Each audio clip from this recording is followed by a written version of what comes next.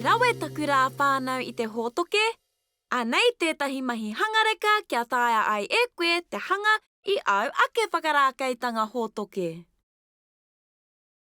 Anei ngā rauemi. He pai hanga tio, he pai tunu māwhena rānei, he peka, he rau amiami, purupere me ētahi kiri arani, he aho, he kuchikuchi, he wai, he pākatio. Tuatahi, tapahia te aho, tāponatia ngā pito kia hangaia he tautau. Me tika te rahinga kia pai ai te noho a ngā whakarākeitanga ki ngā peka. Tuarua, tautaungia ngā taura ki te pai. Waiho tētahi wahanga ki te taha kia pai ai te here I au whakarākeitanga. Ka pai hoki.